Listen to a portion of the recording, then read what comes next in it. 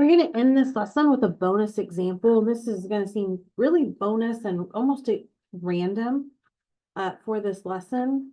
The reason I had it in this lesson, even though this is solving equations, is because we needed that change of base formula to be able to put a log of any other base other than 10 or e, right? Your common log and your natural log. And so we needed that change of base formula to be able to put that into our graphing calculators. Well, it's very random now because we can type this into Desmos exactly like this. And so I do have a little bonus over here as well. To make that little subscript 2, we're going to hit Shift plus the minus sign, which if I show you my keyboard here, it's going to be Shift plus this little dash right here by the plus. So that is how we will get our subscript.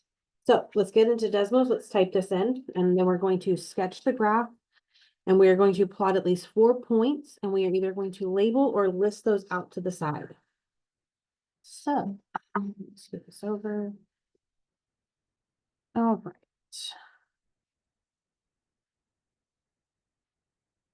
So we're going to Desmos. So I'm going to type this in, and it doesn't matter if we do f of x or y, but f of x equals log. And so you can see it's italicized whenever you start typing it. Once you get a log, it's going to go not italicized. And now I want to make that subscript 2. So I'm going to hit Shift and then that minus key that I showed you over there by the plus, which is by the backspace. So Shift minus, so you can see my cursor goes down, and then 2. Now before I do this x plus 5, you can see if I keep typing, it's all going to be down here in that subscript. So once I put that subscript of 2, hit your your right arrow key, and now you're back up normal. X plus 5, and then minus 3. Okay, so here's my graph. And let me kind of change my settings here. I'm going to actually make that a little bit bigger. I hate these minor grid lines, so I'm going to take those off. And I want this graph to match this graph. So negative 10 to 10 on my x is good. I'm going to do a step of 1. And then negative 10 to 10 with also a step of 1. Now, because I'm kind of zoomed in, you can't see it, but if I have the whole screen, you can see all of those steps. Those are all counting by 1. All right. So now what I am needing to do is get some points to make this graph right here. So we'll go and make a table. And we're going to keep x1. We're going to replace y1 with what y equals. And that's not what I wanted. Let's copy. And then, oh my goodness. And then paste. Okay. And we have a caution sign. We have too many variables because here I have x1, here I have x. So just make those match. So we'll make that x1. Okay, so my table's ready. I'm gonna go ahead and make this big real quick so I can see what I need my x values to be. You can kind of see here that this is coming down, and then it's going to start hugging over right here at this x equals -5 line. So I want to start somewhere over here. So if I can start with -6 if I want, but I definitely want that -5. And then I'm just going to keep going by ones. I'm going to go all the way to 10. Because that's how far my graph goes, and I went 1 extra. But what I'm going to do is I'm going to plot all of these numbers that have y values that are whole numbers. If you want to plot 0.9 and 0.8 and 0.7 and 0.6, go ahead. But I don't really want to plot these. So I'm going to get rid of all these ones that have y values as a decimal. Okay, and that's what I'm going to plot right there. So it says that we need at least 4 points, and I have 5 right here. So if you want to just put 4, that's fine, but I'm going to go ahead and put all 5 of these. So we have -4, -3, -3, -2, and then so on.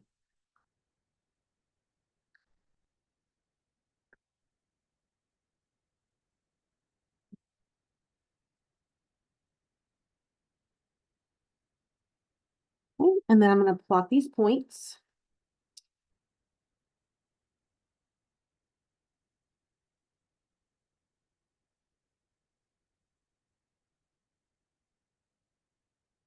I'm going to go ahead and put 11, 1 on here, but if you don't want to put that, that's fine.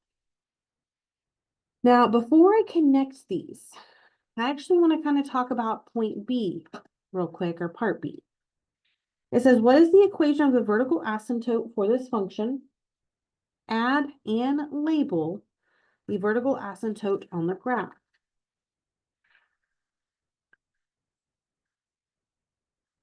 Okay, so where's my vertical asymptote?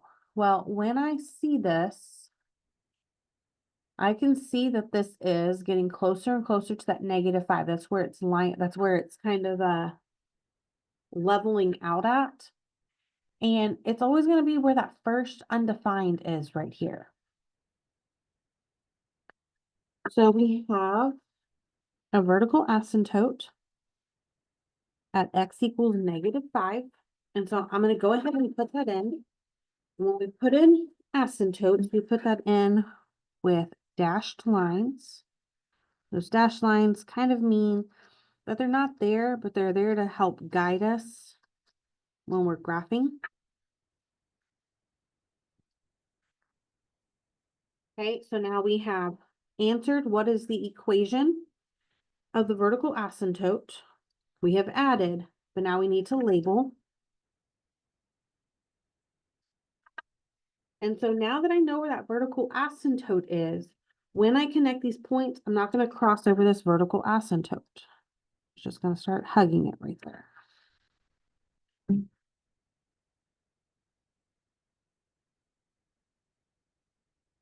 Okay, so there is my graph.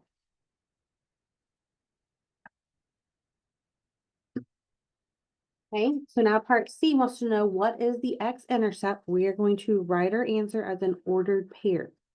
So you can either look at your graph or look at your table.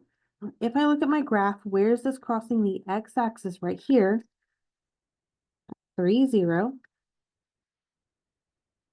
And you can see that point right here. When you have x-intercepts, that means your y must be 0.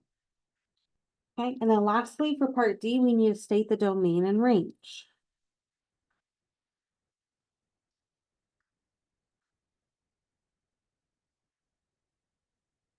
Okay, so domain, we go left to right.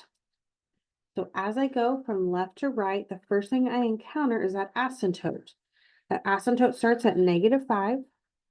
And because it's an asymptote, that means it will never touch it. It will never cross it, so it's not included. So we have a parenthesis.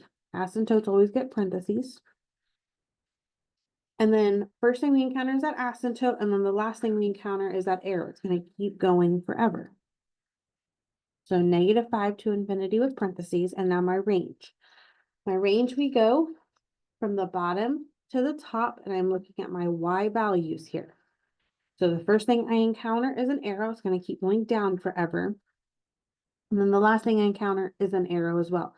It's slightly going up, right? It increases really quickly, and then it kind of slows down on how it increases, but this is increasing. So my range, I'll put that infinity, but is -infinity to infinity. And just as a little side note, when I am dealing with log functions,